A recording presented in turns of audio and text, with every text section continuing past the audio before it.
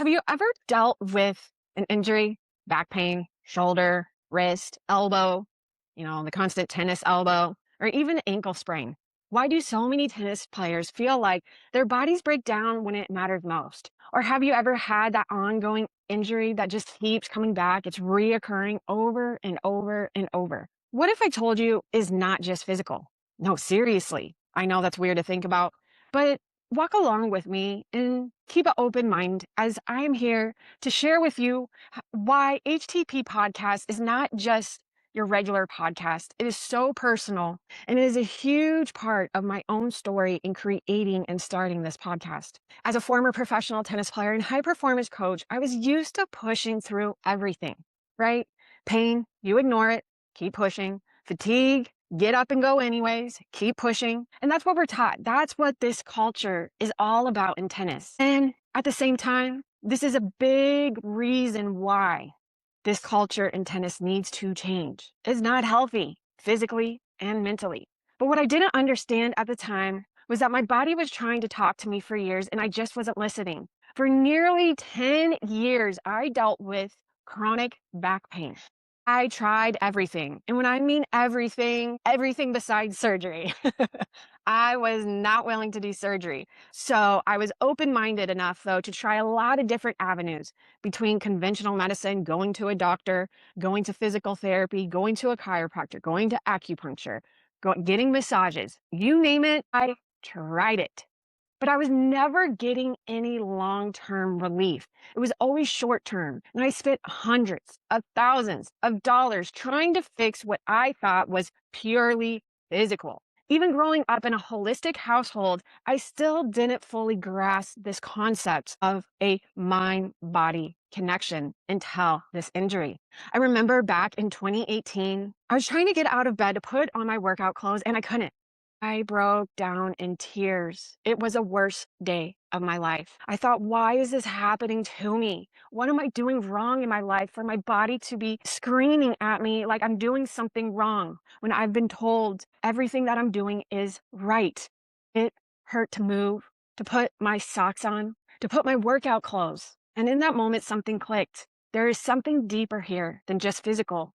And I was willing to go down that rabbit hole of exploring the mind-body connections. I tried breath work, meditation, essential oils, sound healing, even getting certified as a NASM personal trainer. Well, because, my background is exercise science, so it only made sense. But what eventually clicked for me was getting certified in Reiki. Yes, Reiki. Never heard of it. It is a mind, body, spirit form of energy healing. Yeah, energy healing. Oh my God, I know. And what I also realized is I'm a highly intuitive person. I feel energy from other people. I know this sounds crazy to the average tennis person, even to the point where my assistant, ChatGPT, said, you might not want to say that. Tennis people might get a little freaked out. And I'm like, well, this is me.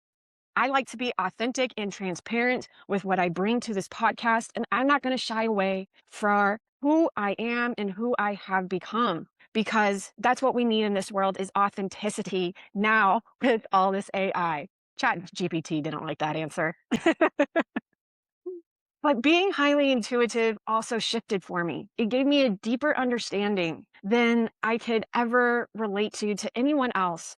And I was not brought up in a world like that. So even with that sounding weird as someone being psychic, is not just about telling someone's future, just like we have different tennis coaches, different doctors, there are different psychics. What I started to understand in working with Reiki and having these intuitive abilities was that I started to see how my thoughts, my emotions, and my stress were showing up in my body and people that I worked with. As I worked through anxiety, pressure, and negative thought patterns I had carried for years as an athlete, and I didn't know it.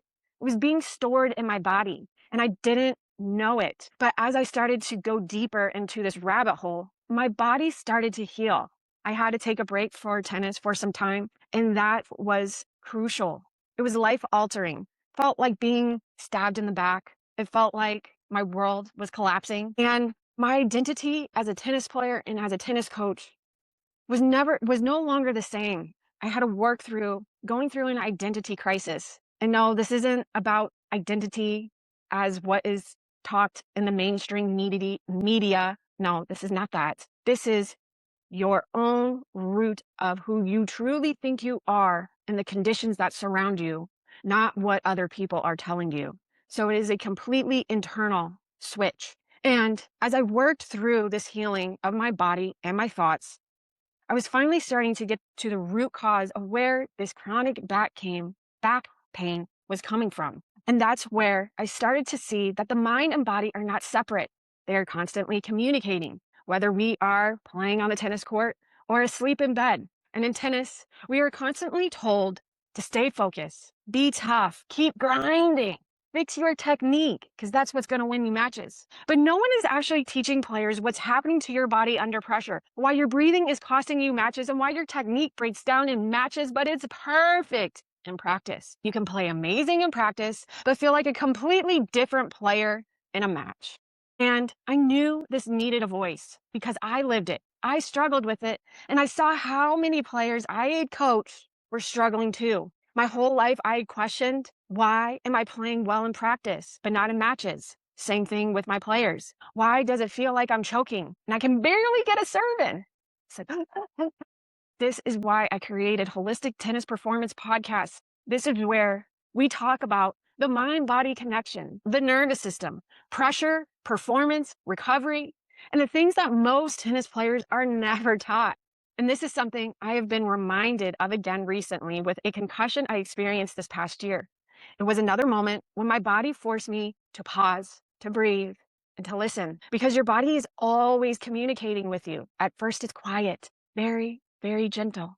But if you ignore it, like any alarm system, it gets louder and louder and louder until you have no choice but to pay attention. So through this podcast, my goal is simple: to help tennis players understand what's happening inside their mind and body together as one, to give you tools, perspectives, and conversations that go beyond traditional coaching, and to help create a new era of tennis performance, because it's not just about working harder, practicing more hours, and perfecting your technique.